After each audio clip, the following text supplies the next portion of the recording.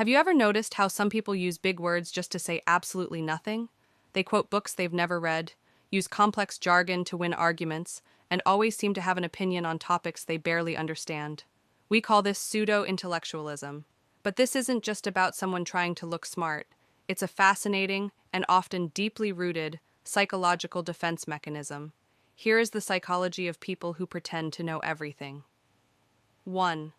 The Dunning-Kruger Effect in action. At the heart of pseudo-intellectualism is a cognitive bias known as the Dunning-Kruger Effect.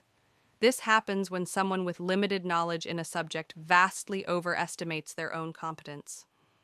Because they don't know enough to see the gaps in their logic, they move with a level of confidence that genuine experts rarely have. To them, complexity looks like a lack of clarity, and their own surface-level understanding feels like a profound discovery. 2. Intellectual insecurity and identity. For many, being the smartest person in the room isn't a preference, it's an identity. If their self-worth is tied to their perceived intelligence, admitting, "I don't know," feels like an ego death. They use high-level vocabulary as a linguistic shield. By complicating their speech, they create a barrier that prevents others from questioning their logic. If you can't understand them, they've successfully convinced you that the problem is your intellect, not their lack of substance. 3. The need for social dominance. Psychologically, pseudo-intellectualism is often a tool for social signaling. In group dynamics, people who speak with authority and use prestige language are often perceived as leaders, regardless of their actual accuracy. It's a shortcut to status. They aren't looking for the truth. They are looking for validation and power. This is why they often become defensive or dismissive when challenged. It's not a debate to them, it's a threat to their social standing. 4. Low intellectual humility.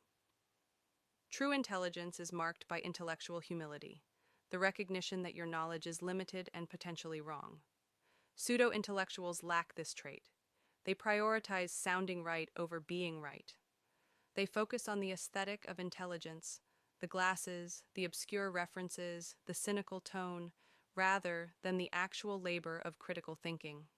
The loudest voice in the room is rarely the most informed. Real wisdom doesn't need to hide behind complex words. It has the power to make the complicated feel simple.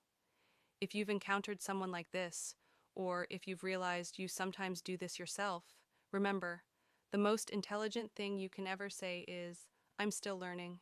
If this deep dive helped you understand the people around you a little better, hit the like button and subscribe for more psychology-backed insights. Until next time, stay curious.